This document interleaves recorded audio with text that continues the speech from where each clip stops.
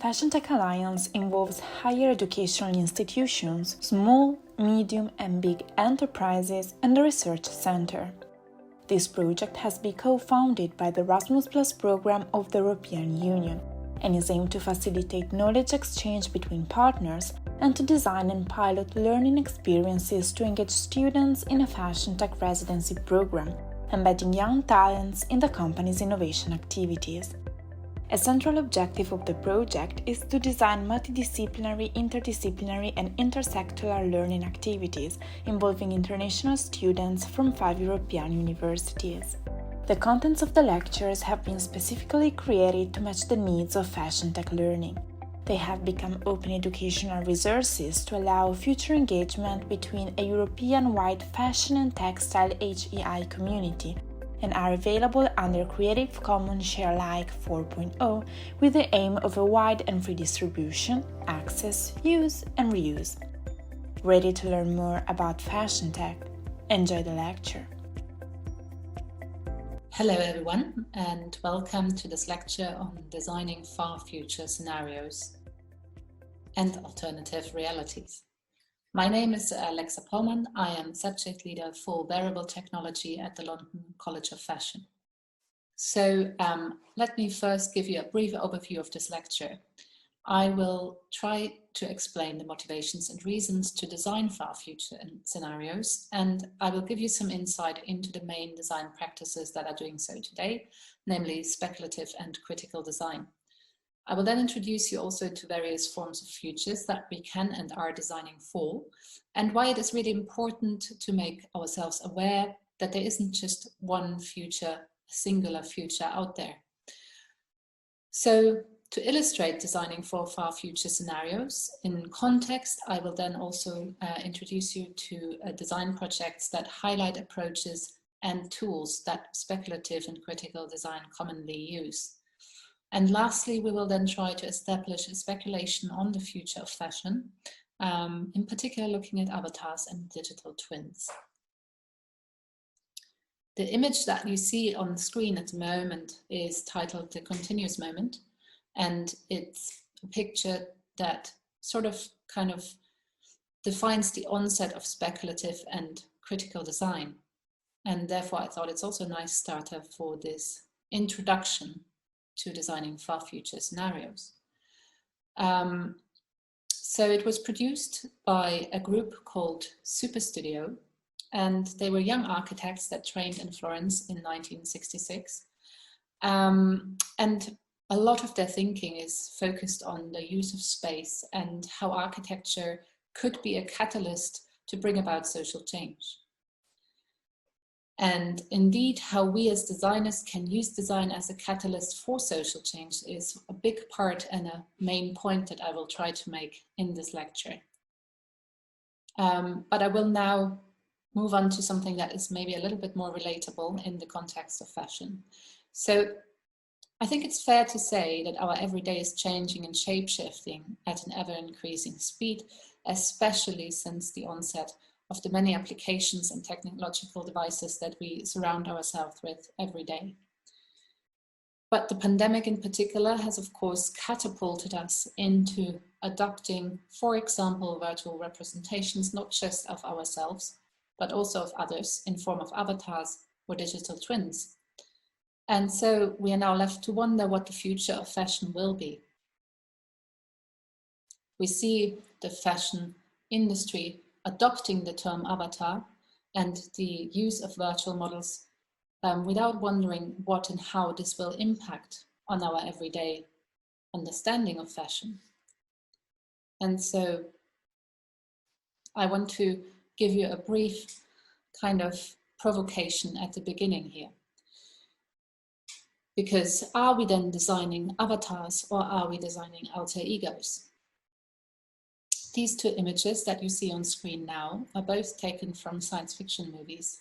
The left one is a still from the movie Avatar, and the right one is a still from the movie Gattaca. Both are most likely very different to what you are thinking of currently when confronted with the idea of an avatar. So I will now aim with this lecture to show you how and why both can nonetheless be relevant to your design practice and why they convey an important message about the here, even though they are suggesting a distant future. And also, most importantly, why we as designers can and should use a quite similar method when designing within 4 technological applications, which is the method of designing far future scenarios, so using fictional storytelling and fabulation. I won't have enough time to go into much detail about the plot of both of those movies. I do recommend watching them, but I can tell you so much. Both movies look at a future where the human body and its functions play a very central element. And both do have a protagonist bound to a wheelchair. Now, the one protagonist manages to use a so-called avatar body, that's on the left, to escape his bodily restrictions. And the other one, in Gattaca, is actually a different, very different story. But here we see the person in the wheelchair basically lending their bodily data through their blood samples and DNA samples to another person. So maybe this is rather an alter ego than an avatar, one could say. In any case, both of these offer us a glimpse at a future where the actual person and the representation are vastly different. But while the film examples are clearly science fiction, we will now move on to explore speculative and critical design examples. And so I will introduce you to a few examples from design practice linked to what is commonly known as speculative or critical design. And I think it's best to start out with a quote by Anthony Dunn and Fiona Raby, which was taken from their book, Speculative Everything. This really sums up what we will discuss today, which is the idea that design can help us imagine not only what kind of technology will exist in the future and what kind of applications this could entail, but also how this will change and impact on our social and political structures, and further, what ethical and environmental implications a new technology might actually have. So what speculative design does is 2 things really, or better to say, it asks 2 things. Firstly, the role of a designer should be, when he designs technologies and variables, not only to make them look good, fit well, or blend in, but it should also be to imagine and to visualize scenarios that these new applications and technologies will create in our everyday lives. And then he should use these visuals and ideas to really promote, or better to say, to discuss how these visions of the future will impact a wider public. Why is this important? And why should we design within 4 far future scenarios? That is best explained looking at this future cone by Stuart Candy. And again, it's used in Dunn and Raby's Speculative Everything. What it really does, though, is to make us aware that there is a set of different futures we can design for. So the one we most commonly are asked to design for is the one which is probable, which is this little part in this future cone you can see there. And that one is the one that is most likely to really happen or to come about. If we refer to the example of the avatar, this would be a fashion. That means fashion happening as an Instagram filter, for example. Well, that's already here now, you may say, but I think that there is not necessarily the fully commercially exploited version out there yet. And I'm also fairly sure that we will see new business models and consequently also new star designers or influencers kind of happen around this topic and designing for this topic in particular. But next to these probable futures, there are other options. And the second one is the so-called plausible future. Now, plausible futures are the ones that are technically, politically, but also economically really imaginable, and they could happen. They already play, though, with the idea of scenarios, and especially with what-if questions. So again, in context of the avatar, let's assume, for example, that we will see the political and economical relationships with production countries such as China or Bangladesh deteriorate over the next 40 years. So what if we can't rely on cheap workforce or certain resources any longer? So that might then even result in a new form of fashion, a new form of consumption, a new form of material or non-material, in this case of the avatar, being used. So then maybe avatars would be the only way we can actually use or produce fashion. Because we wouldn't have the materials or the workforce from the countries that are currently deemed to supply us with fast fashion any longer. The question is, if we then have only avatars, what would we wear in the physical realm? I'll leave that with you. The last one in this future cone is the cone that suggests possible futures. You can see this is the biggest one of all of them, and it actually encapsulates the probable and the plausible futures. Now, possible futures are those that are probable, it's those that are plausible, but it's also those that we might not immediately think of, mostly because they maybe seem too far-fetched or too crazy to suggest. But possible, technically and theoretically, they are impossible maybe to imagine. What is important though is that they are not fantasy. They are not using magic tricks, so to say. And somewhere in between these three, the plausible and the possible, and maybe even within the probable, there's another tiny little cone. No, it's actually a little bit bigger than the probable one. But there's this fourth cone, which is called the preferable one. Now, what are preferable futures? Those are the futures that we would actually like to see happen. And having them on this map is essential for two reasons. Firstly, they indicate that there isn't one future that is set in stone. We can shape and discuss the future we want in the here and now. And secondly, this also makes us question what future we are designing for. Because if there is a preferred future, there's also a future in there that we don't want. And we as designers quite often find ourselves in the midst of designing for a future we might not deem preferable. I, for one, feel not that comfortable looking at the perfection of those bodies and the often over-sexualized and exaggerated representations of models we see in today's digital representations of fashion.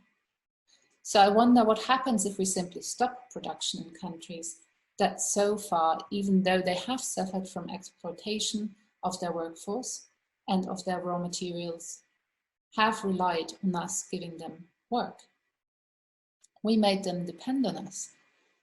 So what will really happen if we stop producing in any of those countries? And this is of course relating to the scenario I discussed earlier, where we discussed whether fashion might at some point only happen in the digital realm. And this brings us straight to the what-if question. And that's a technique that is commonly used within speculative and critical design. So posing questions rather than giving answers, and actually also not about offering solutions. Speculative design is indeed something that is at the core of the what-if question. It allows the person viewing the project. Most often, this takes place in a museum, so speculative projects often are displayed in museums. And they pose a what-if question that allows the person watching the project to partake in imagining a different future.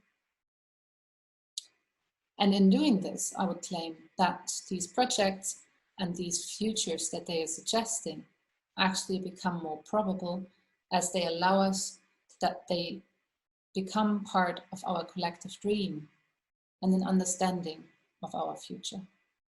So here's one what-if question that Dan and Raby posed when they were given a brief to explore the future of farming in the face of food shortages. And it's important to understand that according to the UN, we do need to produce 70% more food in the next 30 years. And that is given overpopulation and overconsumption and usage of resources.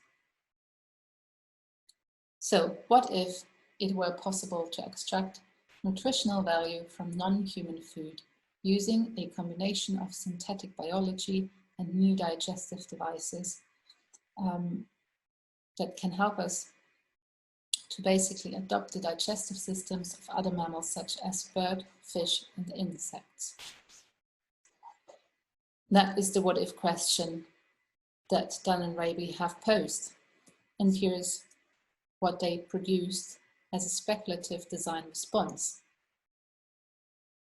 The project is called FORAGERS, and it is part of a bigger project called Designs for an Overpopulated Planet.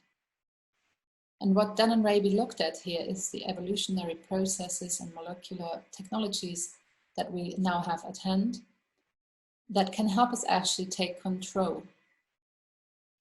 Take control of what?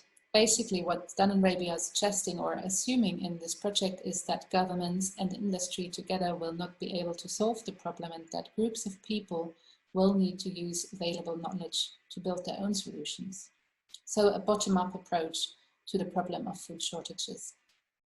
The scenario that they then started to envision and in a second step designed for was the following.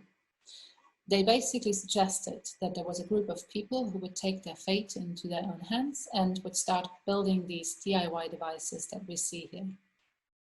And these people would use synthetic biology to create microbial stomach bacteria. And then along with electronic and mechanical devices, they would basically maximize the nutritional value of the urban environment, therefore making up for any shortcomings in the commercially available but limited diet. So it wasn't just the only way that they would feed themselves. That's an important part because that would probably be not possible any longer. And they would then be the new urban foragers. Now what the project Foragers does is really, there's two things. Firstly, the technology that is used by most of us today is really widely dominated and shaped by the big corporations, who in turn also define our futures. So what will happen is that all of these technologies will also represent their ideals and their preferences. So the preferences and ideals of these big corporations, such as Amazon, Apple, Microsoft, you name it. But Foragers really is about the contrast between the bottom-up and the top-down responsive to a massive problem. And we all know that this one is likely to be tackled only with the help of technical and scientific knowledge. So Foragers builds on and sort of existing society, one that really works only on the edges. But it's a culture that is out there. So it's a culture that, when you look at these people, may seem extreme or specialist, but we have these people in our society today. It's guerrilla gardeners, it's garage biologists. And as such, this project is very much based in our current reality. It's just that these groups are marginalized, but they can still help and contribute to a future that we wouldn't see in the bigger picture because it is being dominated by a quite common narrative. So really the project is trying to adopt and expand the strategies of these people and to try and help to make them speculate on what could also be a future that is maybe not the most probable one, but still a possible one. This was a definite speculative design project that is probably for most of you also sitting in a world where it will only be encountered in museums. And I still think that gives it a lot of reason to exist, because it also allows the wider public to kind of come on board by asking the what if question and by helping them to engage with different futures. But I brought you another design provocation today that is very different to that one. But design provocation in essence is what speculative design does quite often. It is a tool for questioning, and it's not a tool to propose any implementable product solutions. It also does not necessarily offer answers to the questions it poses, but what it does is that it does reflect on the role of a specific technology, and it also instigates that we do contemplate about this technology and discuss it before we adopt it and make it shape our lives forever. And here's an example that I wanted to show you because it is by a bigger corporation actually. So it's by Philips Design Probes. And Philips Design Probes was a dedicated far future research initiative. And it was meant to track trends and developments that may ultimately evolve into mainstream issues and therefore have significant impact also on bigger businesses. The project is called Skin Suckers. And what it shows is that speculative design has not only been produced by independent artists or designers, but also by corporations. And it also shows that therefore it's in the interest of us all to debate and discuss our status quo, and especially in this case, also highlight the changing role of technology. A short insight into the suggestion of this project. So these little robots that you see on the top there, they are meant to clean your skin. So they swarm over the body, they extrude metabolized household dirt that we kind of collect over the day or accumulate over the day. And then overnight, it does actually turn that into a bespoke, customized manufacture dress. That might seem far-fetched, but really what it does refer to, of course, is also the current practice of 3D printing. And I would consider it a design provocation, and it suggests that robots that will perform worker roles, also it thereby comments on the sort of intimacy that currently happens between humans and machines, and that becomes normalized.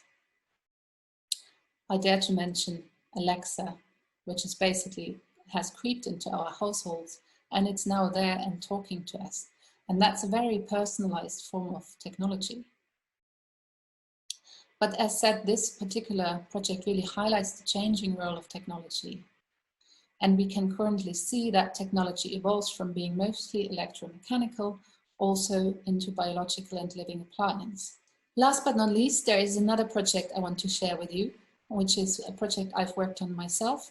And I will use it to introduce you to the tools of world building that we often see used in speculative design projects. So the project is titled INDIVICRACY, and it is a tale of a future form of government.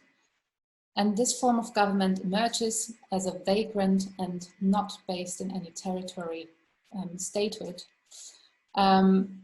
because current governments, of course, have boundaries, they have borders, and they are defined through their nation-state territory. So what this scenario actually did was it suggested that the future form of government that emerges will sort of collect an amount of individuals who want and need to trespass territorial borders on an everyday basis. And of course it comments on that as well, because we see so many more people now migrating back and forth for very different reasons. So the government in this scenario is actually based in a social network. And the social network connects and defines its citizens through their profiles and their migratory behaviors, rather than through territories and passports.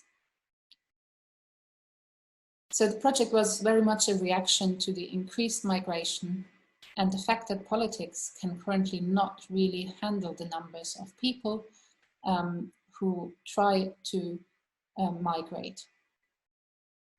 and have a lot of difficulties whilst doing so. But then again, the project also asked about a future and where we can ensure democracy still being implemented, although we are more and more globally oriented. So the characters that are presented in this mobile collective that have forged the statehood engages with our current notions of ownership, of borders, and the implementation of democracy. And really at its heart, INDIVICRACY mirrors the challenges caused by globalization, but also by technological evolution that we have undergone in the last 20 years. And again, although these forms of existence are being marginalized today, migrants and migratory existence is really likely to increase over the next decades. And that's a result of political and environmental caused diasporas, of itinerant working conditions, of technology-triggered changes in our behavioral patterns. Now, this project was exhibited at the Design Museum in London.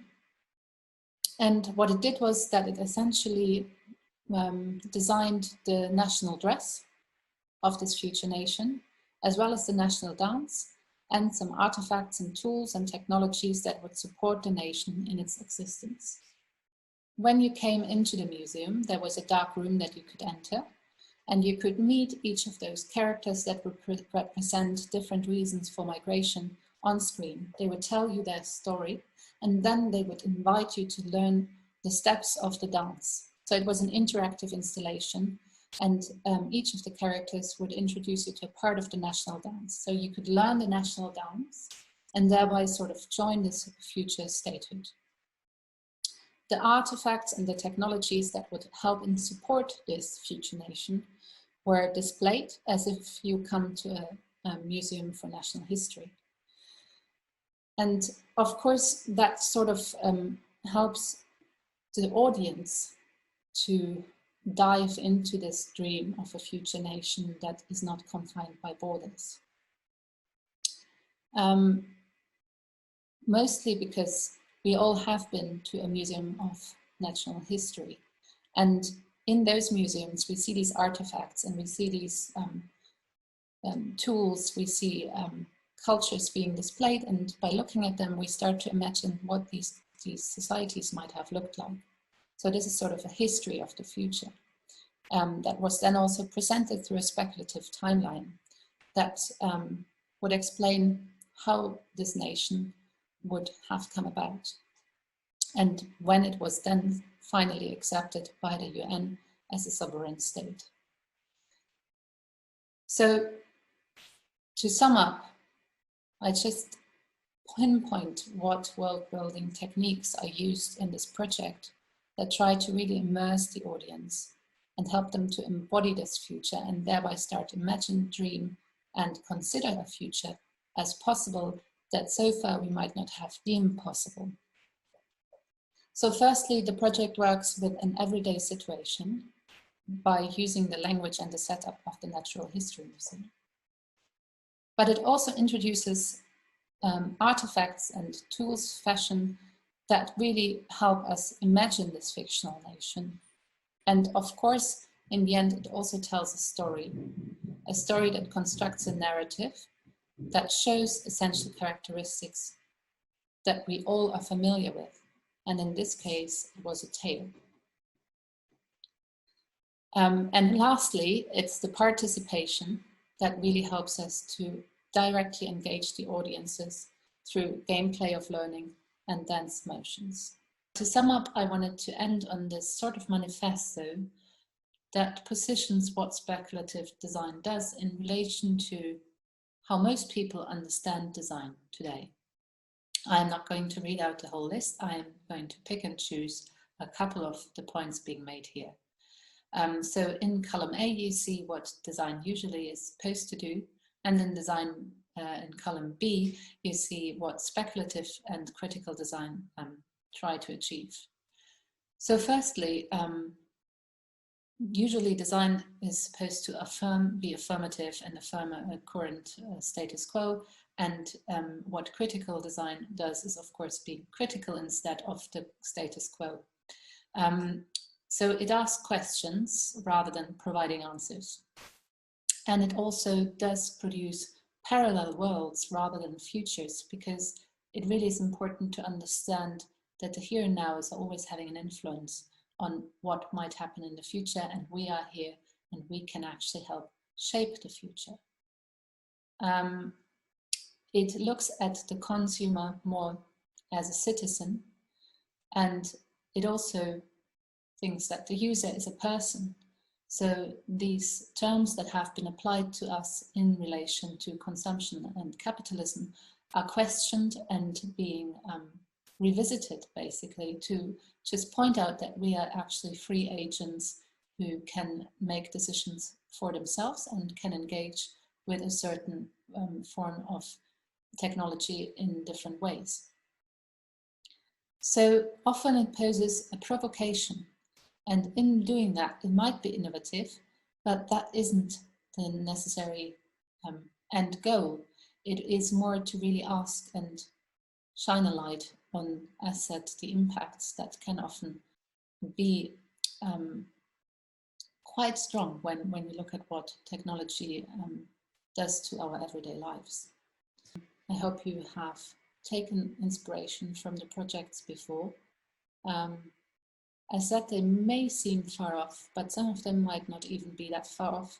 We find ourselves in a situation currently with a pandemic that we would have not dreamed of just last year. So over to you now, and thank you.